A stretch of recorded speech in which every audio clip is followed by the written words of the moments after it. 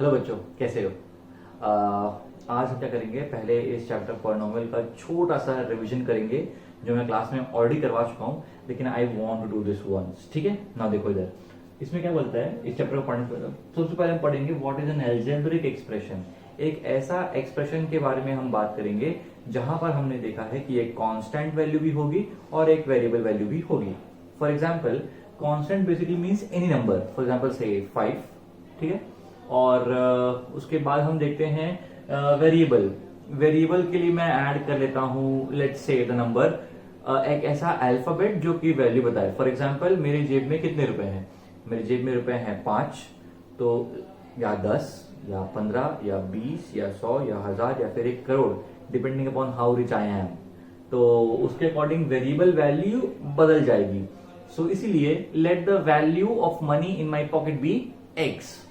तो दो चीजें हमने सीखी, कांस्टेंट और वेरिएबल। तो हमने क्या देखा कि अगर आपके पास एक कांस्टेंट है और एक वेरिएबल है तो आप अलजेब्रिक एक्सप्रेशन बना सकते हो। कैसे? या तो आप एडिशन करो उस कांस्टेंट और वेरिएबल का, जैसे कि 5 प्लस एक्स, या फिर सबट्रैक्शन करो 5 माइनस एक्स, या फिर मल्टीप्लिकेशन करो 5 इंटू एक्स, या फिर डिवाइड करो 5 डिवाइड बाई एक्स। तो कांस्टेंट वेरिएबल के यूज से आपने बना लिया एक algebraic expression. Now I do have an algebraic expression. Now when will I call N algebraic expression a polynomial? Basically हमको हमारी समझ के लिए करना है नॉन इंटीग्रल पावर्स। बेसिकली हमारे पास जो नंबर होना चाहिए वो एक इंटीजर होना चाहिए, दैट्स ऑल। तो पावर वाली वैल्यू जो होगी it should never be in fractions और इन डेसिमल्स। उसको हमको ऐसे ही ध्यान में रखना है। मेरे पास अगर एक ऐसा एक अलजेब्रिक एक्सप्रेशन है जिसका पावर जो है ना वो फ्रैक्शन है ना डेसिमल है, तो मेरा वो पॉलिनोमियल कहलाएगा।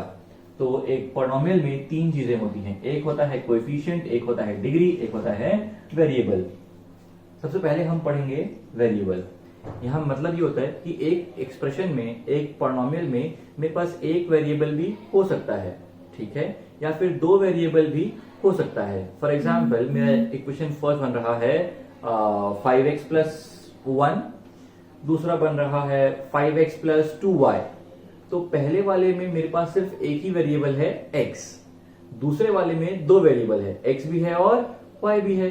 इस तरीके से एक हो गया मेरा इक्वेशन ऑफ 1 वेरिएबल, दूसरा हुआ equation of 2 variable. Is that clear बच्चों?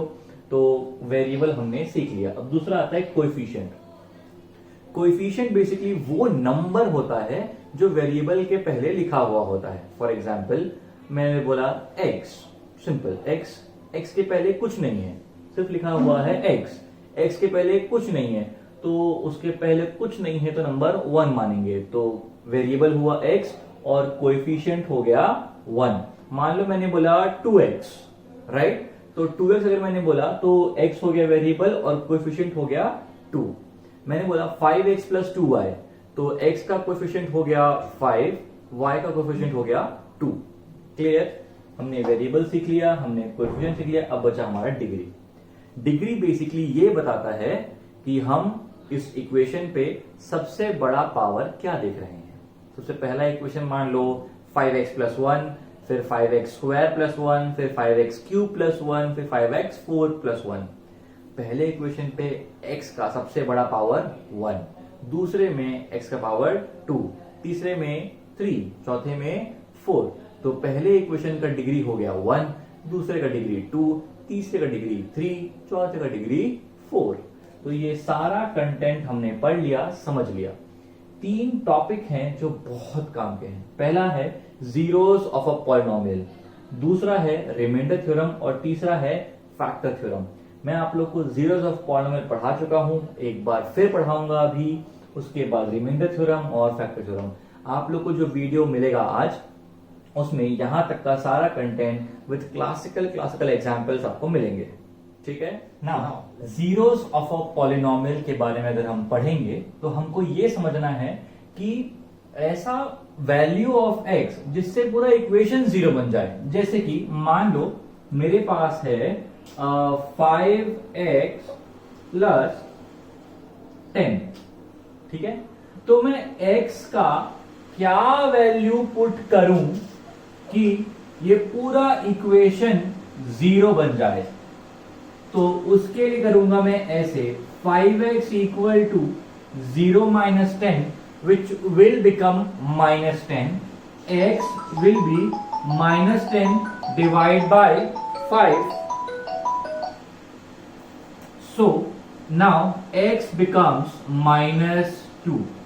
तो अगर x की वैल्यू -2 है तो क्या होगा, ये पूरा इक्वेशन 0 बन जाएगा. चेक कर लेते हैं. 5 into -2 plus 10 equal to 0, minus 10 plus 10 equal to 0, 0 equal to 0. Hence हुआ क्या, ध्यान से देखो, आपकी जो वैल्यू थी -2 x की वैल्यू, उसने क्या किया, पूरे इक्वेशन को 0 बनाया.